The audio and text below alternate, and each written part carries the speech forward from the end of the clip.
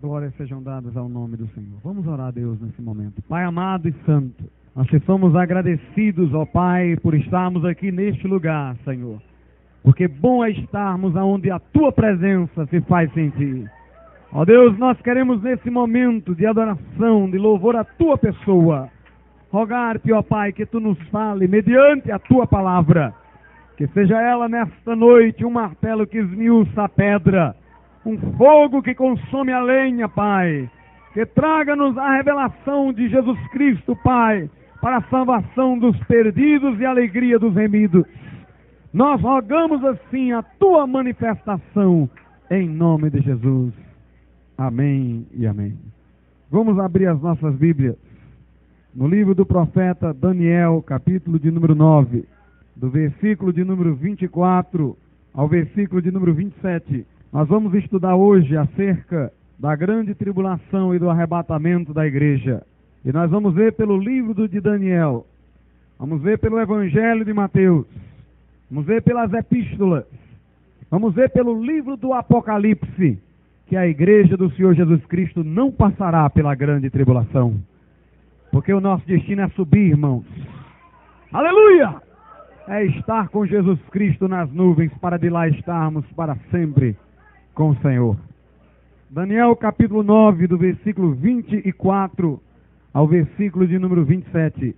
70 semanas estão determinadas sobre o teu povo e sobre a tua santa cidade. Deus refere-se a Israel, povo de Daniel e cidade de Daniel, para fazer cessar a transgressão, para dar fim aos pecados, para expiar a iniquidade, para trazer a justiça eterna, para selar a visão e a profecia e para ungir o santo dos santos.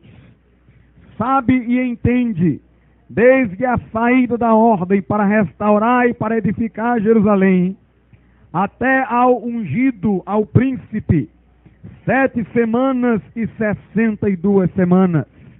As praças e as circunvalações se reedificarão, mas em tempos angustiosos. Depois das 62 semanas, será morto o ungido, e já não estará. E o povo de um príncipe que há de vir destruirá a cidade e o santuário, e o seu fim será num dilúvio, e até ao fim haverá guerra.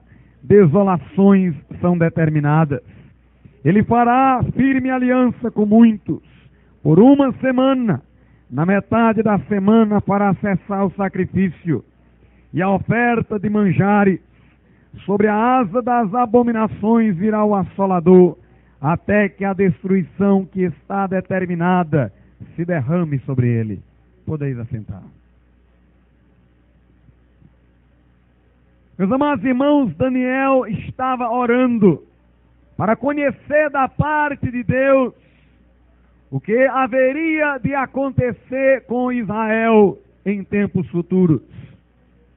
Veio-lhe a resposta do Senhor, e o mensageiro disse a Daniel: 70 semanas estão determinadas sobre o teu povo, ou seja, sobre Israel, e sobre a tua cidade, ou seja, sobre Jerusalém.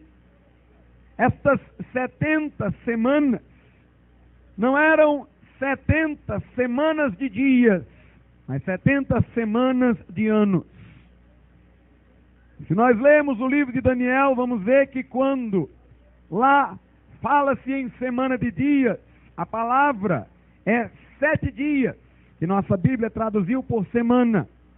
Mas aqui, quando aparece a palavra semana ou semanas, no original nós não temos a expressão 7 dias, mas 7. É como se Deus dissesse: estão determinadas 77. Não 77 dias, mas 77. Ele não diz de que são esses 7, se de dias ou se de anos. Mas o contexto nos faz ver que refere-se a semanas de anos. Porque o tempo que aqui é nos dado não poderia ser admitido caso as semanas fossem de dias. Por exemplo, jamais se poderia admitir um pacto entre um príncipe e um povo que durasse 7 dias. o mais óbvio é que sejam semanas de anos.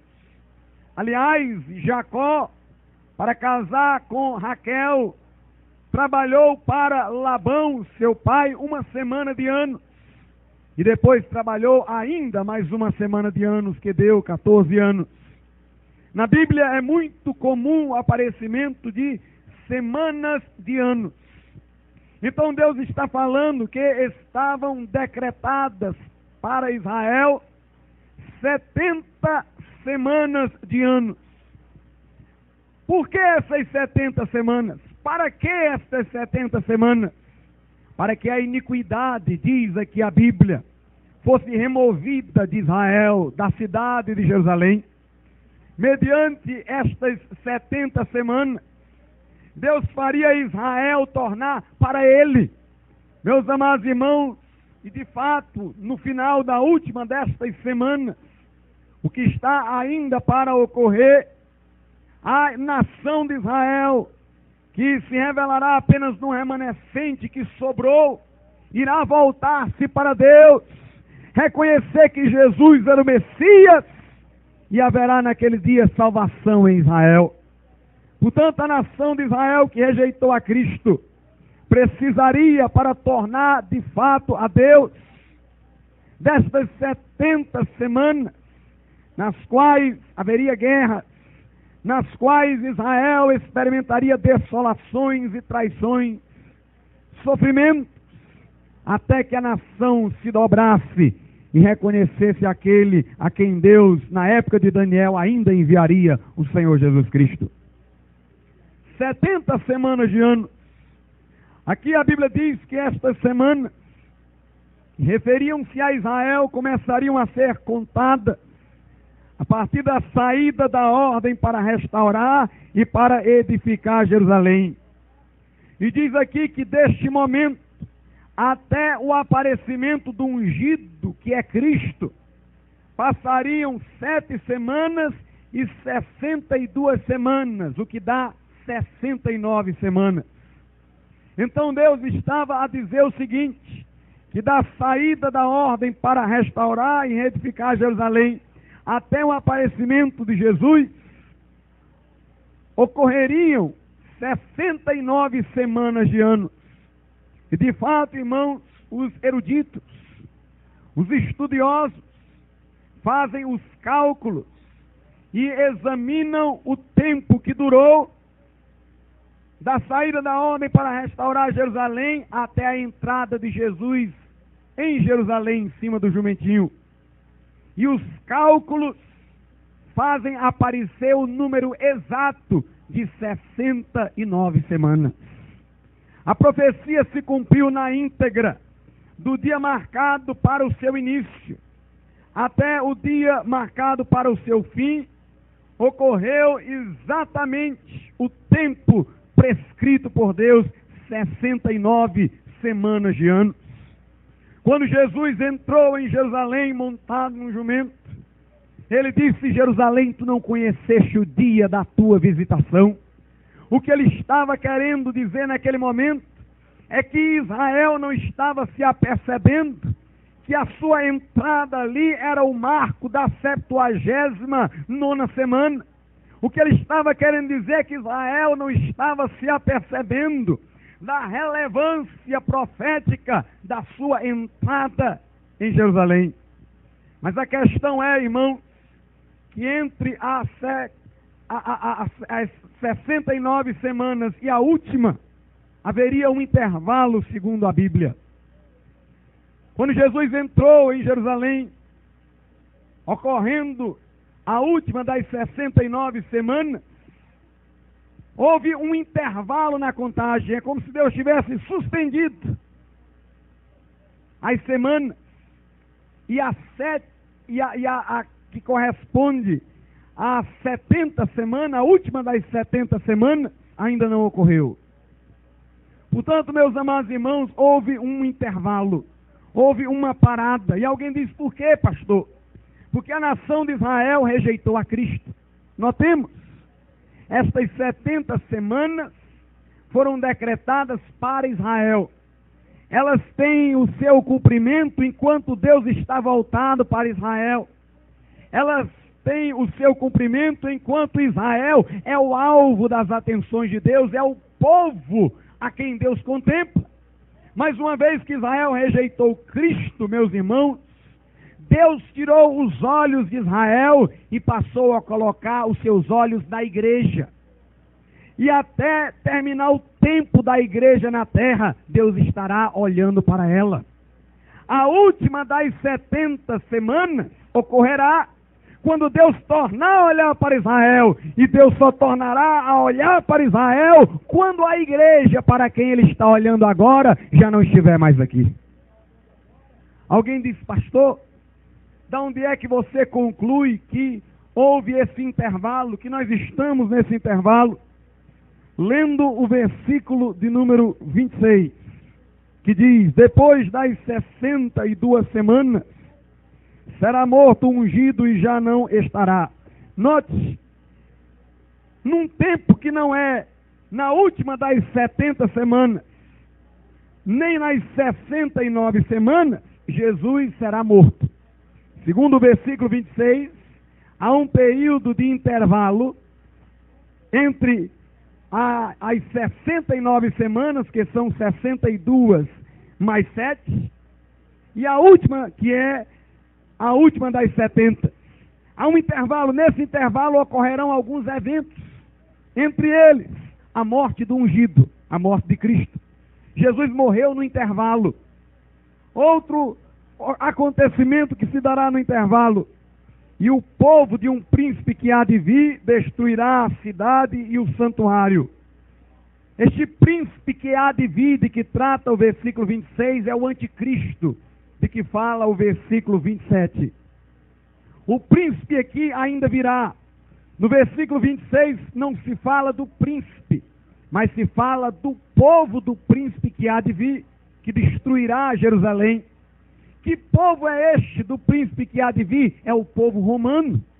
Quando nós lemos o Apocalipse, percebemos que o Império Romano no porvir há de ser restaurado, e o líder político guiado pelo diabo será o líder de nações que ajuntadas seriam equivalentes ao Império Romano do passado. Então aqui está dizendo que o povo romano, o povo do príncipe, daquele que ainda viria, que não é Jesus, mas é o filho da perdição, o povo do príncipe, diz a Bíblia, destruirá Israel. Foi o que aconteceu quando Tito, juntamente com as forças romanas, invadiram Jerusalém, destruindo a cidade, não deixando lá no templo pedra sobre pedra que não fosse derribada. Portanto, meus irmãos, entre as 69 semanas e a última das 70 semanas há um intervalo. E Daniel classifica alguns eventos que se darão nesse intervalo: a morte de Jesus, a invasão de Jerusalém pelos romanos. Mas Daniel nada fala sobre a igreja. É compreensível isso. Daniel era um profeta de Deus para Israel. Ele não falava acerca da igreja. A igreja, irmãos, era um mistério para o Antigo Testamento. Daí o apóstolo Paulo, quando referiu-se à igreja, falou do mistério que esteve oculto nos séculos e que então estava sendo revelado. Nós não encontramos no Antigo Testamento menção à igreja, a menção a Israel, depois da restauração no milênio, a menção a Israel na perseguição que irá sofrer entre os povos. Mas não há no Antigo Testamento uma menção direta à igreja. Ela era um mistério para o povo do Antigo Testamento, porque o que Deus falava no Antigo Testamento dizia respeito apenas a Israel. E a igreja surgiu em virtude da rejeição do povo de Israel. Se Israel tivesse aceitado o Messias, era Israel que estava espalhando o evangelho entre os povos. Mas porque negou a Jesus, Deus constituiu um novo povo. Por isso Jesus disse: o reino de Deus será tirado de vós e dado a outro povo. Um povo que não me buscava será achado por mim. Meus amados irmãos, Jesus Cristo, rejeitado pelos judeus, constituiu uma igreja. A Bíblia diz, veio para o que era seu, mas os seus não receberam, e a todos quanto o receberam, deu-lhes o poder de se tornarem filhos de Deus, a saber, os que creem no seu nome. Deus constituiu uma igreja para si, através de Jesus Cristo. A pedra que os judeus, os edificadores, rejeitaram, Deus a lançou como pedra angular de um novo edifício, que somos nós, igreja de Deus e corpo de Cristo. Portanto, a igreja, irmãos, vive nesse intervalo entre as 69 semanas já cumpridas e a última das 70. A igreja vive nesse intervalo, nós estamos na era da graça. Deus interrompeu as profecias com Israel e agora a igreja está espalhando as boas novas da salvação em Cristo Jesus. E eu vou lhes dizer uma coisa, estes últimos 7 anos, que correspondem à última semana, só poderão ocorrer quando a igreja já não estiver mais aqui. Se quando a igreja aparece, as 70 semanas param, elas só voltam então quando a igreja some. Mas a igreja não vai sumir porque vai se estragar, se deteriorar ou se diluir. Ela vai subir porque vai ser arrebatada ao encontro de Jesus nos ares. A última das 70 semanas, que foi decretada para Israel e não para a igreja, corresponde à grande tribulação. Um período de 7 anos, em que o anticristo surgirá, segundo o versículo de número 27, até a metade da semana ele estará em paz com Israel, fazendo-se como se fosse um líder político amigável. Mas no meio da última semana, no meio da semana, diz a Bíblia, que este príncipe irá romper os laços com Israel, irá atormentar a nação de Deus, e Jesus Cristo vai guardar um remanescente em Israel para a glória do seu nome. Meus amados irmãos, neste período em que o anticristo aqui estiver, a igreja já não estará mais aqui. Alguns dizem, pastor, mas se o anticristo até o meio da semana fará paz com Israel e só na segunda metade é que fará guerra, nós não poderíamos dizer que somente os 3 anos e meio finais, a segunda metade da semana última é a grande tribulação? De maneira nenhuma, irmãos. Embora o anticristo nos primeiros 3 anos e meio faça paz com Israel e guerra somente faça nos últimos 3 anos e meio, todo esse período de 7 anos é a grande tribulação, porque Deus, desde o começo dela, já estará enviando praga sobre a terra. Nós temos que diferenciar a ira do diabo da ira de Deus. O diabo trará uma aparência de paz através do anticristo inicialmente, e depois o diabo vai revelar a sua ira contra Israel nos segundos 3 anos e meio, mas a ira de Deus já vai estar se revelando desde o começo destes 7 anos. A grande tribulação de 7 anos, irmãos, será um período de intensas pragas, de juízos divinos caindo sobre a terra. Mas eu quero vos dizer mais uma vez, a igreja do Senhor não estará aqui, porque Jesus irá trasladar o seu povo para os céus. Meus irmãos, estes 7 anos, que cognominamos de grande tribulação, terá para Israel um objetivo remidor. Através da grande tribulação, muitos judeus morrerão, mas o remanescente que sobrar vai voltar-se para Deus. Se por um lado a grande tribulação objetiva a remissão, a redenção de Israel, por outro lado ela objetiva o castigo das nações que rejeitaram a mensagem da igreja. Quero vos dizer uma coisa, a ira de Deus há de revelar-se. Muita gente lê o Antigo Testamento e diz, pastor, no Antigo Testamento Deus parecia tão irado, destruía Sodoma e Gomorra, logo que via nela maldade, destruiu o mundo através do dilúvio, destruiu Faraó e seus exércitos no Mar Vermelho. Por que é que Deus agora parece tão complacente, benevolente? Por que não enxergamos mais na terra as suas manifestações de justiça, de ira contra o mal?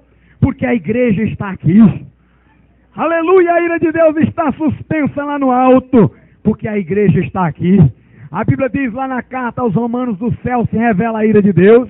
A ira de Deus subiu para o céu e a misericórdia desceu. Mas eu quero dizer uma coisa: quando a igreja subir, a misericórdia sobe e a ira desce.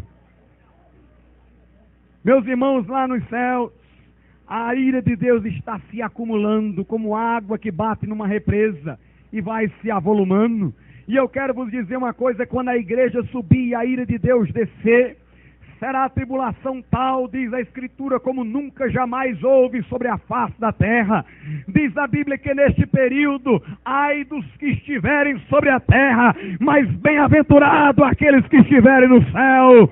Aleluia! A ira de Deus está prestes a se revelar na terra. A grande tribulação, irmãos, já está à beira de manifestar-se. Mas a igreja, estando aqui, é garantir ao mundo de que ela ainda não virá. Porque a igreja é o sal da terra. Naquele tempo de Jesus Cristo não havia geladeira, era o sal que conservava o alimento para que ele não entrasse em putrefação. A igreja é o sal que conserva o mundo. Se a ira de Deus ainda não caiu com tudo, se a mão de Deus ainda está retida, se Deus ainda está, meus irmãos, segurando a sua espada no trono e ainda não levantou-se para consumar o dia da vingança, é porque a igreja na terra é o sal, a igreja na terra preserva este mundo, e somos enviados a todas as nações para pregar a misericórdia de Deus. Alguns ficam zombando da igreja e de Deus, dizendo: cadê que Jesus veio? Faz tanto tempo que a igreja diz que Jesus vem, e Jesus ainda não veio. Mas o apóstolo Pedro diz: o Senhor não retarda a sua promessa, mas é misericordioso para com todos, não querendo que ninguém se perca, senão que todos venham ao arrependimento. Eu quero vos dizer uma coisa: se a ira de Deus ainda não desceu, se a igreja ainda não subiu, é porque Deus ama, irmãos, o pecador e deseja lhe conferir tempo para que possa se arrepender e voltar para Ele. Meus irmãos, se prestarmos atenção, nós veremos como Deus é cuidadoso com este mundo. É impressionante. Quando Adão pecou, diz a Bíblia que ele foi expulso do Éden, para não comer da árvore da vida e viver para sempre. Alguém diz: pastor, que punição dura, ele ia viver para sempre, agora passaria a morrer? Claro. Porque, meus irmãos, Adão agora era um pecador. Um pecador vivendo para sempre era uma desgraça, porque nunca ia parar de pecar. A tendência do homem, sem que Deus o alcance, é de cada vez ficar mais corrupto, mais enganador. Lembre-se quando você era adolescente, no seu primeiro pecado, como a sua consciência lhe aterrorizou, e com o passar do tempo, você já estava insensível. Os homens, quando vão ficando mais velhos, só não são mais corruptos porque lhes faltam as forças. Mas a tendência do homem é de ficar se corrompendo cada vez mais. Eu quero dizer uma coisa: se o homem vivesse para sempre e não morresse, nós não teríamos uma segunda geração no mundo, porque a primeira se mataria toda. Uns matariam os outros, uns se degladiariam com os outros, e seria um inferno na terra, meus amados irmãos. E seria um inferno na terra. Deus permite que uma geração morra, para que a outra tenha chances de não começar tão corrompida. Portanto, se Deus não entravasse o mundo com a morte das pessoas, este mundo há muito tempo já teria se tornado um inferno, pior do que o inferno que foi criado para o diabo. E quero vos dizer mais: quando a corrupção aumentou na terra, Deus enviou um dilúvio para destruir tudo e começar tudo com Noé de novo. Uma família cristã, crente, cristã no sentido neotestamentário, se fôssemos vê-lo hoje, mas uma família crente. Deus queria restaurar o mundo, recomeçar o mundo por Noé. A corrupção entrou de novo no mundo. Deus, irmãos, escolheu o povo de Israel para que Israel pregasse às outras nações o arrependimento. Israel se enclausurou no seu racismo e vaidade. Deus enviou os profetas contra Israel. Israel não ouviu os profetas. Deus enviou seu próprio filho.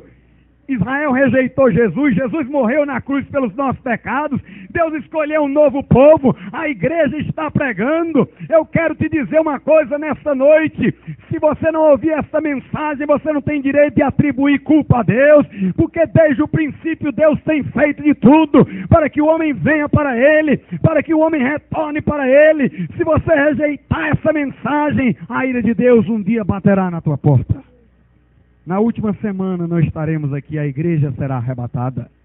Daniel não fez menção à igreja porque desconhecia tudo sobre ela, mas lá no final do livro de Daniel, Daniel diz: o meu livro vai ficar selado até o tempo do fim, porque quando chegar no tempo do fim, muitos vão correr nele de um canto para o outro e o conhecimento se multiplicará. O que Daniel queria dizer era o seguinte: muita coisa no meu livro não dá para entender, mas quando vier nova luz do porvir, então muitos o entenderão. Muitos não entendiam quando liam Daniel a razão desse intervalo, mas agora nós entendemos. É porque no intervalo Deus constitui a sua igreja.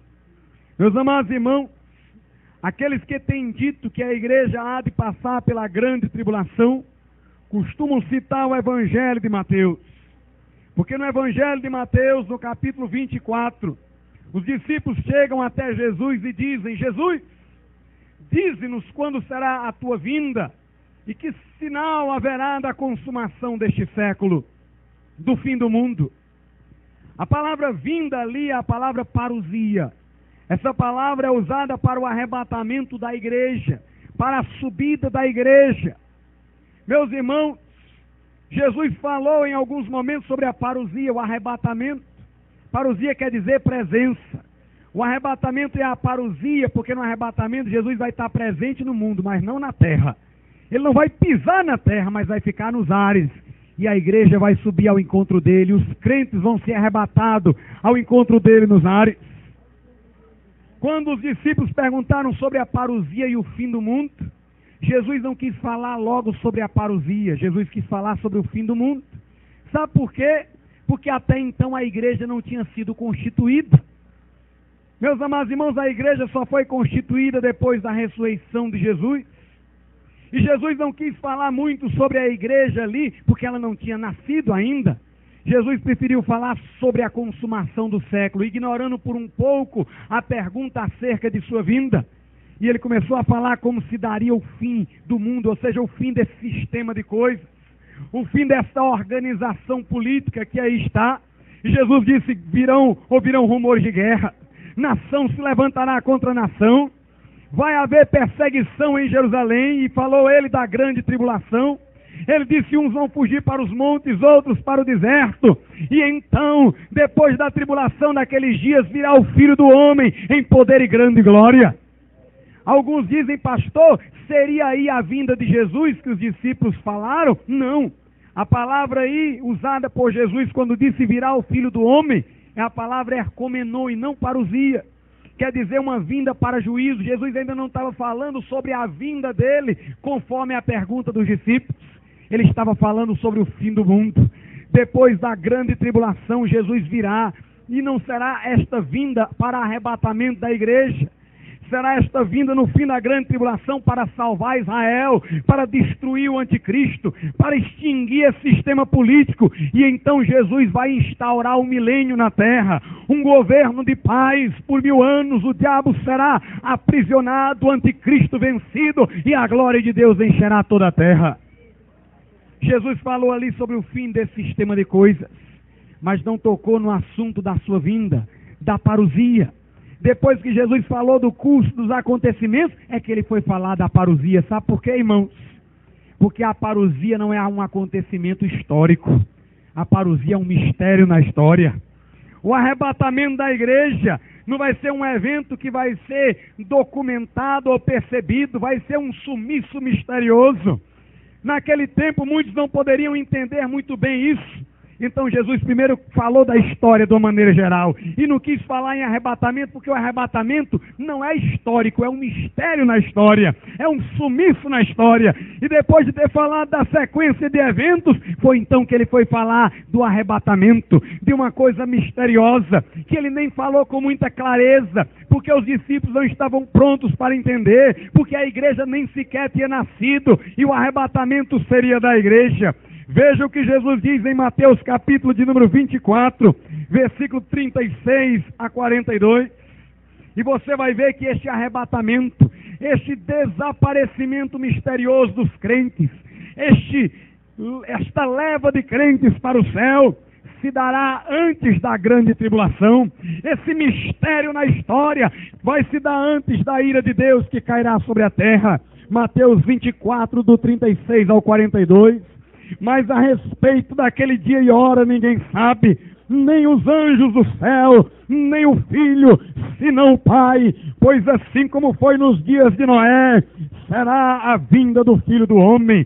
Porquanto assim como nos dias anteriores ao dilúvio, comiam, bebiam, casavam-se e davam-se em casamento, até o dia em que Noé entrou na arca, e não perceberam, senão quando veio o dilúvio e os levou a todos. Assim será também a vinda do Filho do Homem. Louvado seja Deus, como foi nos dias de Noé, será na parousia de Cristo. Meus amados irmãos, os homens estarão nas suas festas, e de repente a igreja vai entrar na arca que é Jesus, a igreja vai sumir, ninguém vai perceber, ninguém vai notar, será um mistério na história, o radar não vai detectar, as fotografias não vão perceber, as máquinas filmadoras não vão enxergar, parece que a história está continuando normalmente, mas um povo terá desaparecido, e só depois é que virá a grande tribulação, só depois que Noé entrou na arca veio o dilúvio, só depois que Noé, meus amados irmãos, estava protegido na arca, veio a destruição. E eu quero vos dizer uma coisa, somente depois que a igreja subir, é que virá sobre a terra a destruição. O versículo 40 diz: então 2 estarão no campo, um será tomado e deixado outro, 2 estarão trabalhando no moinho, uma será tomada e deixada a outra. Portanto vigiai, porque não sabeis em que dia vem o vosso Senhor. Meus irmãos, este dia do arrebatamento não é o mesmo dia da vinda de Jesus em glória, quando todo olho o verá, quando ele vier para juízo, quando ele vier para destruir o anticristo. O arrebatamento não é a mesma coisa que a vinda de Jesus em glória para juízo. Quando Jesus vier em glória para extinguir este século, para destruir esse sistema de coisas, nós podemos dizer que esta sua vinda é previsível. Sabe por quê? Porque assim que começar a grande tribulação, é só contar 7 anos e ele vem. Dá para saber o dia e a hora. Basta começar a grande tribulação e você conta 7 anos. Portanto, meus amados irmãos, se Jesus só fosse vir depois da grande tribulação, nós não teríamos aqui a expectativa de ele vir a qualquer hora. Porque nós saberíamos bem, ainda não começou a grande tribulação. E assim que começasse, a gente contava os anos e saberia mais ou menos quando ele viria. Eu quero dizer uma coisa, a vinda em glória é previsível. A data, se alguém souber calcular bem, acompanhar os acontecimentos proféticos, estando na grande tribulação, ele poderá saber mais ou menos quando Jesus vem. Mas eu quero dizer uma coisa, o arrebatamento da igreja, ninguém sabe o dia nem a hora. Virá como um ladrão na noite, pode ser agora, pode ser a qualquer momento, a trombeta pode soar e a igreja subirá ao encontro de Jesus nos ares. Algumas pessoas dizem o seguinte: pastor, grande tribulação não é juízo, não é ira de Deus. Alguns têm dito isso. Eles dizem que grande tribulação é um período de provação e a igreja tem que estar presente para ser provada. Meus amados irmãos, a Bíblia diz que nós passaremos por muitas tribulações. Mas Jesus diz: tem de bom ânimo, eu venci o mundo. Passaremos por muitas tribulações, mas não pela grande tribulação. As muitas tribulações pelas quais passamos são provações para a nossa fé. Mas a grande tribulação não é prova de fé, não. A grande tribulação é a ira de Deus, é para o ímpio. Veja o que a Bíblia diz em Romanos 2:9. Romanos capítulo de número 2, versículo de número 9. Tribulação e angústia virão sobre a alma de qualquer homem que faz o mal, ao judeu primeiro e também ao grego. Agora, irmãos, eu quero que você medite na Escritura para ver como é maravilhoso.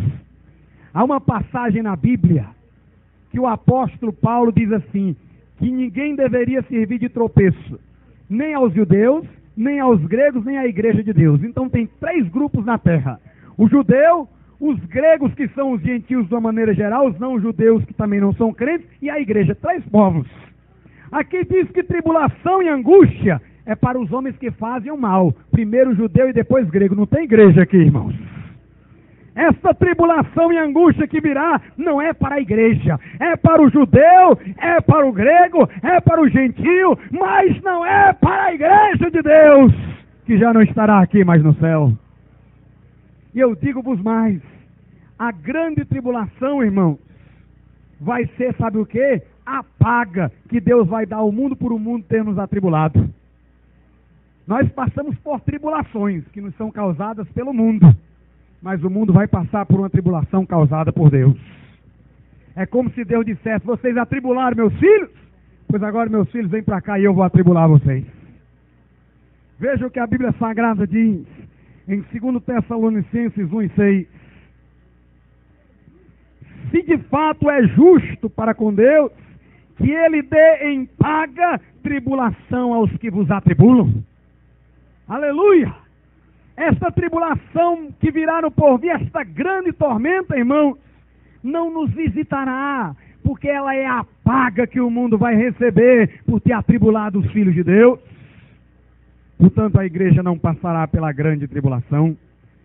Louvado seja Deus por isso. Em Apocalipse 3:10, Deus diz assim à igreja de Filadélfia: porquanto tu guardaste a palavra da minha perseverança e não negaste o meu nome, também eu, diz o Senhor Jesus, te guardarei da hora da aprovação que há de vir sobre o mundo inteiro. Tem alguns que dizem assim: não, a igreja passa pela grande tribulação e Jesus protege ela dentro da grande tribulação. Conversa, irmãos. Jesus aqui não está dizendo: eu vou te guardar na grande tribulação. Jesus está dizendo: eu vou te guardar da hora da aprovação. Jesus vai nos guardar dela e não nela. Nós estaremos fora da grande tribulação. A grande tribulação é a ira de Deus.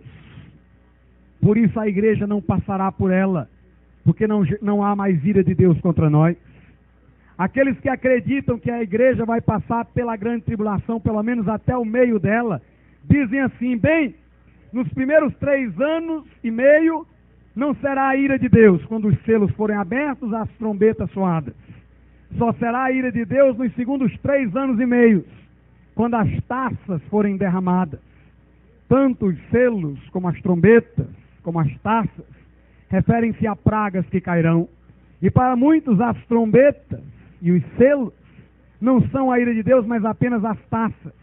E a conclusão destes é que a igreja vai passar pelos selos, pelas trombetas e não pelas taças. Mas nós vamos ver que os selos já fazem parte da ira de Deus. Apocalipse, capítulo de número 6. Apocalipse, capítulo de número 6, diz assim a Bíblia, do versículo 15 ao 17. E nós temos aqui no capítulo 6 a abertura dos selos. Não chegou nem nas trombetas, e a Bíblia já vai dizer que a ira de Deus já tinha chegado. Veja aí, Apocalipse 6, do 15 ao 17. Os reis da terra, os grandes, os comandantes, os ricos, os poderosos, e todo escravo e todo livre, se esconderam nas cavernas e nos penhascos dos montes. E disseram aos montes e aos rochedos: caí sobre nós, e escondei-nos da face daquele que se assenta no trono e da ira do Cordeiro, porque chegou o grande dia da ira deles, e quem é que pode suster-se? Desde a abertura dos selos, já terá começado a ira de Deus sobre a terra. Como nós estaremos aqui, irmãos? Como ficaremos debaixo da ira de Deus, se a Bíblia diz que nenhuma condenação há para os que estão em Cristo Jesus? Se Jesus disse: quem ouve a minha palavra e crê naquele que me enviou tem a vida eterna, não entrará em condenação, mas já passou da morte para a vida. Como enfrentaremos a ira de Deus, Se Jesus já foi ao Calvário por nós e suportou o castigo que agora nos traz a paz, se pelas suas pisaduras nós fomos sarados, nós não estaremos aqui na grande tribulação. E a Bíblia é clara quanto a isso. 1 Tessalonicenses 1:10 diz que nós aguardamos do céu um Salvador, a saber, Jesus Cristo, que nos livra da ira vindoura. Quando Jesus vier em glória para destruir o anticristo e salvar Israel, ele virá como juiz. Mas quando ele vier para arrebatar a igreja, ele virá como Salvador. É como diz em Hebreus capítulo 9, ele aparecerá aos que o aguardam para a salvação. O mundo não verá Jesus, porque Jesus virá como Salvador e não é Salvador do mundo. O mundo olhará para o alto e não verá nada, não enxergará nada, mas o crente que é salvo em Jesus olhará para o céu e verá o seu Salvador. A trombeta soará, e a Bíblia diz no momento, no original quer dizer num átomos, numa fração, uma fração que é incalculável de tempo. Meus irmãos, nós seremos transformados. Os que morreram como crentes ressuscitarão primeiro, depois nós, os que estivermos vivos, seremos transformados. Este corpo mortal se revestirá de imortalidade, o corpo corruptível se revestirá de incorruptibilidade, e todos subiremos ao encontro do Senhor Jesus nas nuvens, e estaremos para sempre com o Senhor, para sempre com o Senhor. O mundo não verá, porque Jesus voltará para os seus. Aleluia! Alguém diz, pastor, então há mais duas vindas de Jesus? Não, há uma só, mas dividida em duas fases. Quando Jesus vier no arrebatamento, só a igreja vai ver, só a igreja vai subir. Será um mistério para o mundo. Logo, Jesus vai estar voltando a segunda vez para a igreja, não a segunda vez para o mundo. Para o mundo não aconteceu nada, o mundo não vai ver nada, não vai perceber nada. Quem vai ver é a igreja. Para a igreja ali é a segunda vinda. Mas quando Jesus vier em glória, e todo mundo vai ver, então para o mundo vai ser aquela ocasião a segunda vinda. Quando Jesus vier para destruir o anticristo e salvar Israel, todos vão ver. Para o mundo será a segunda vinda. Mas a segunda vinda para a igreja já terá acontecido. Porque Jesus no arrebatamento apareceu a ela, voltou para ela, embora o mundo não tenha se apercebido. Alguém diz, pastor, a Bíblia dá margem a esta separação de duas ocasiões na vinda de Jesus? Veja o que a Bíblia diz em Tito.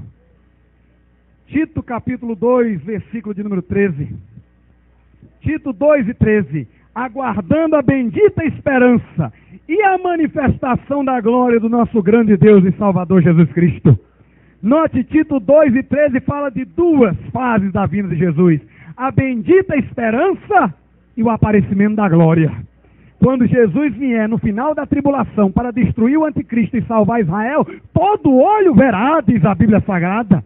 Eu não sei nem como é que vai ser isso, que o mundo é redondo, como é que todo olho verá, como é que todo mundo vai ver, mas vai ver.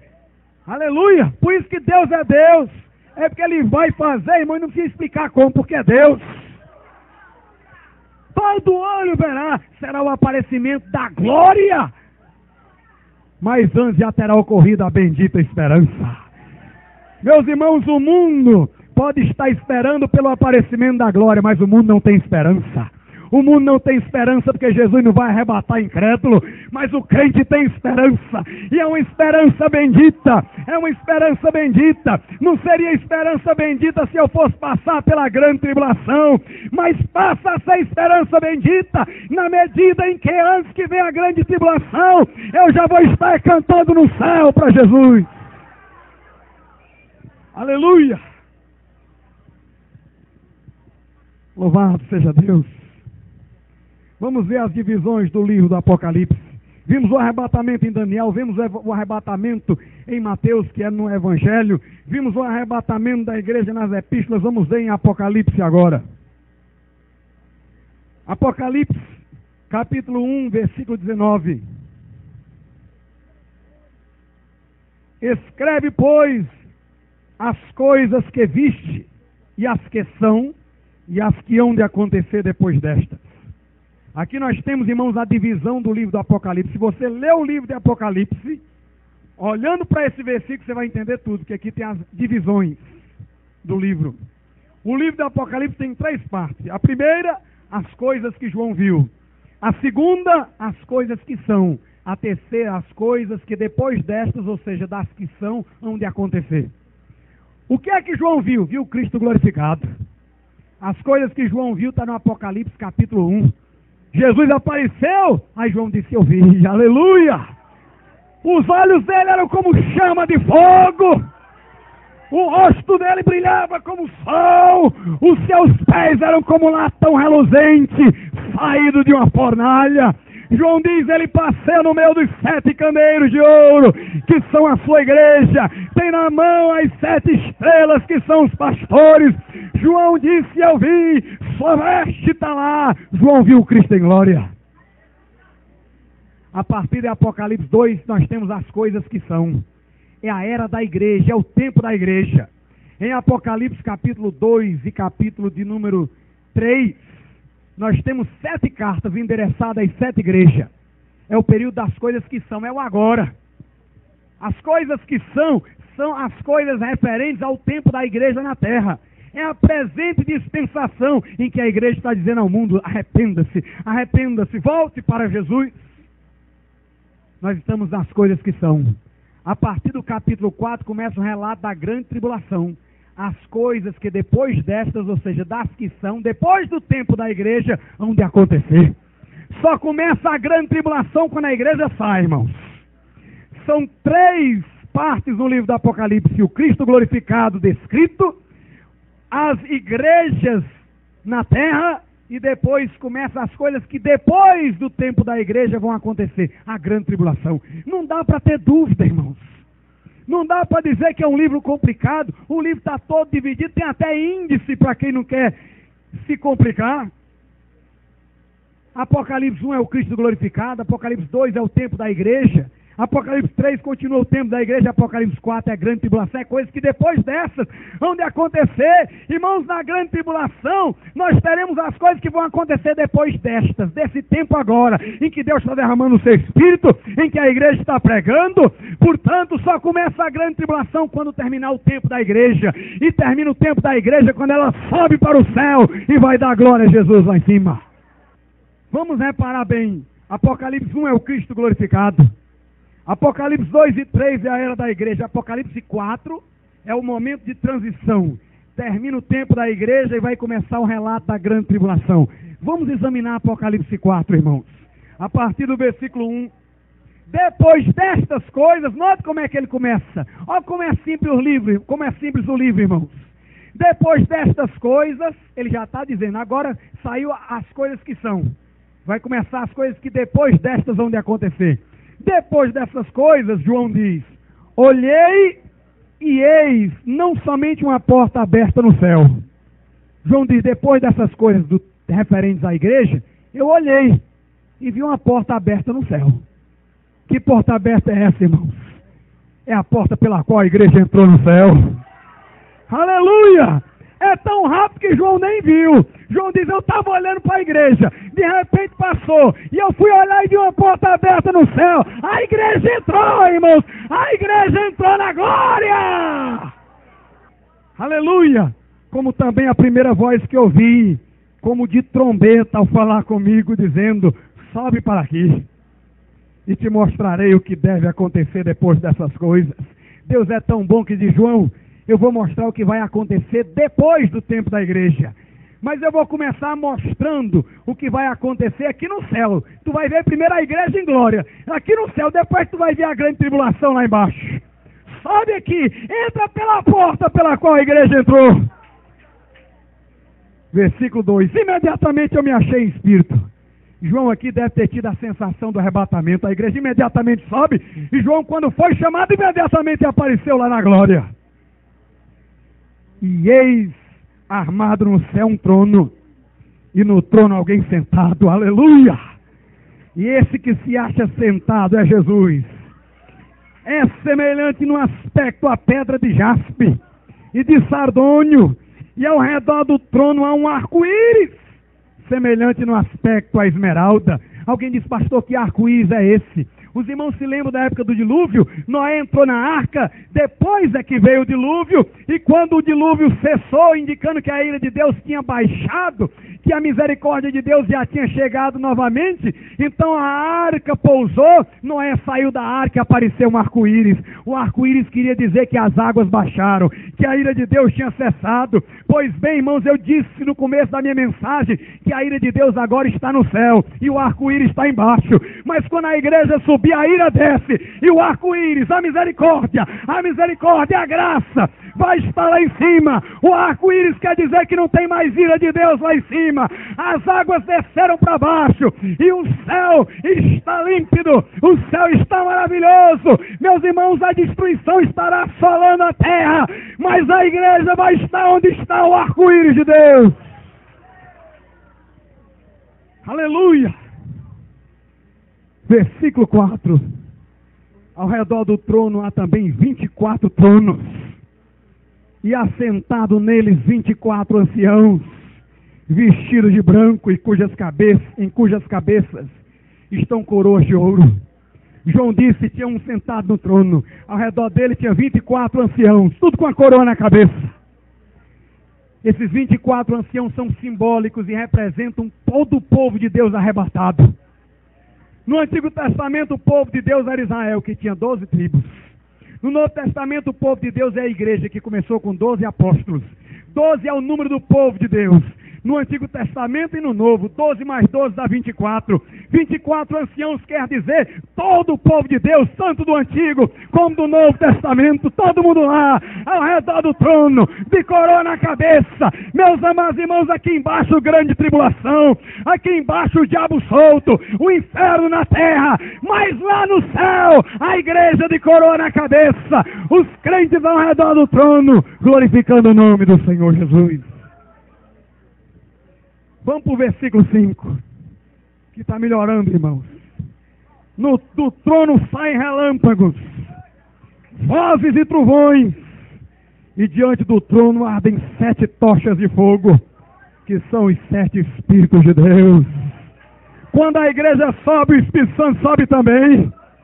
Jesus disse, eu vou subir e vou rogar ao Pai. Ele vai mandar outro Consolador para que fique convosco para sempre. Jesus pediu ao Pai e o Pai enviou o Espírito Santo para estar com a igreja aqui na terra para sempre. Meus irmãos, o Espírito Santo está com a igreja para sempre. Se a igreja sobe, o Espírito Santo sobe.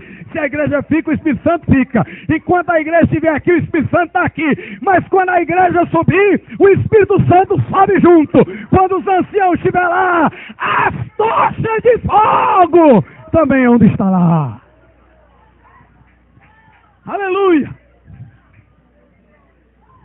Quem quiser que fique na grande tribulação, eu quero estar com a tocha de fogo, eu quero estar com o arco-íris, eu quero estar com a minha coroa, acima de tudo eu quero estar diante daquele que se assenta no trono e reina pelos séculos dos séculos.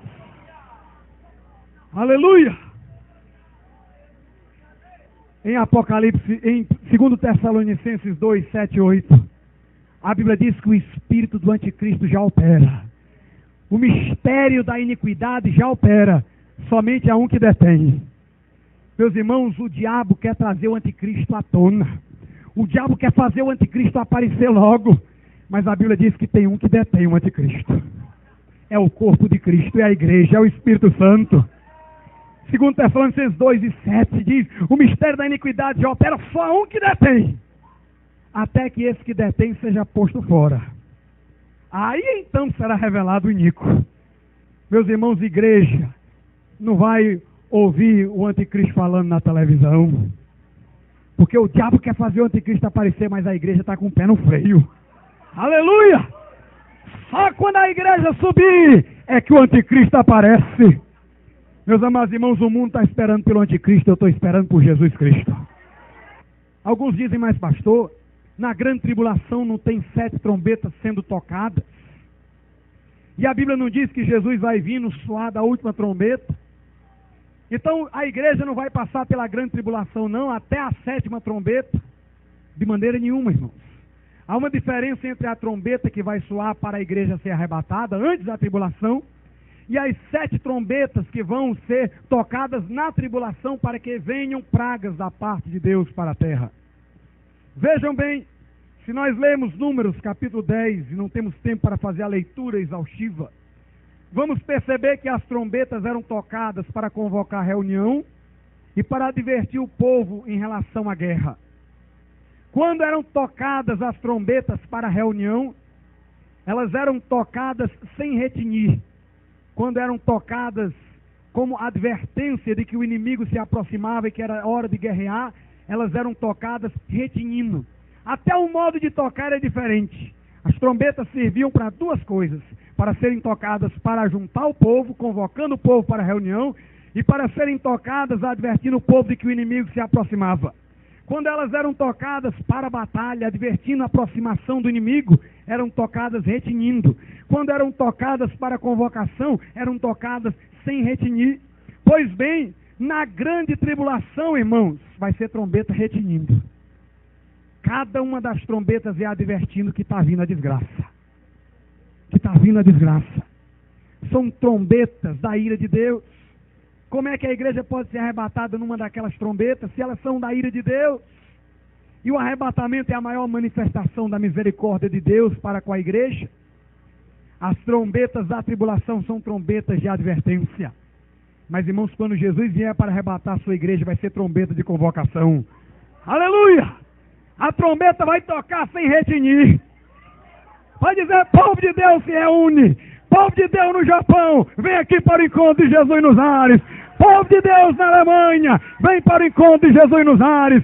Povo de Deus na América do Sul, na América do Norte, vem para o encontro do Senhor nos ares. Não é advertência de perigo, é convocação de assembleia solene. A igreja vai se reunir no céu com Jesus e estaremos para sempre com o Senhor. Aleluia! Pedro diz: a palavra profética vai brilhando como luz, e brilha cada vez mais até que seja dia perfeito. O que Pedro queria dizer, meus amados irmãos, é que na medida em que o tempo fosse caminhando em direção à vinda de Cristo, as pessoas iam entender melhor a palavra profética. Por muito tempo, os cristãos tinham medo de averiguar a Bíblia no que diz respeito a assuntos apocalípticos. Na igreja antiga, alguns até fizeram a proposta de excluir o livro do Apocalipse, porque tinham medo de interpretá-lo.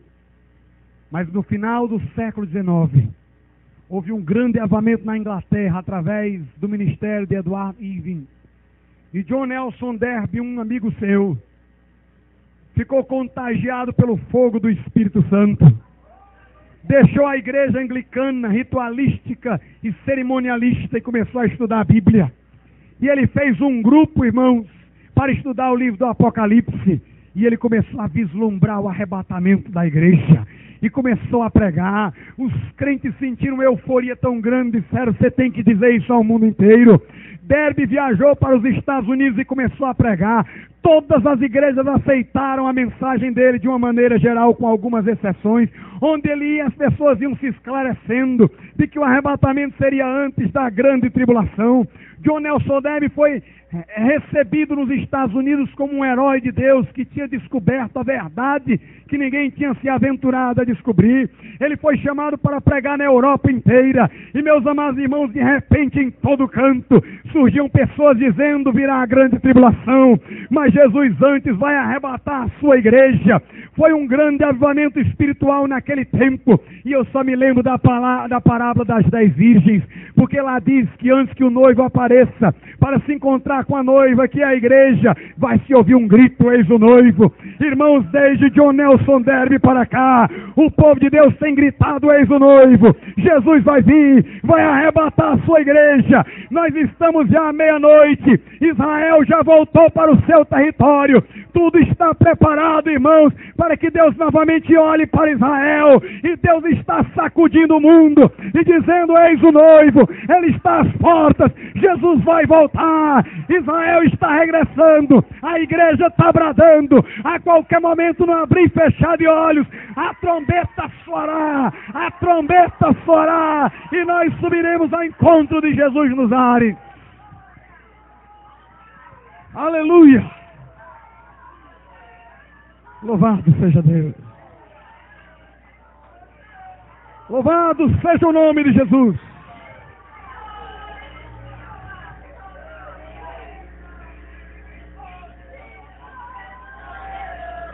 A Bíblia diz que quando a 7ª trombeta da tribulação soar, os 24 anciãos estarão no céu dizendo: digno é o Cordeiro de glória.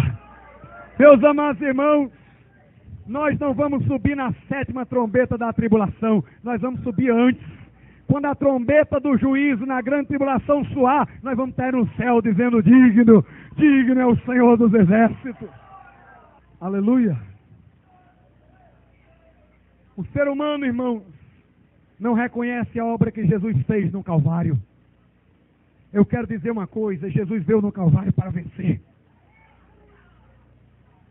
Ele desceu dos céus, se fez carne, habitou entre nós. E Ele tomou sobre si os nossos pecados e a nossa culpa.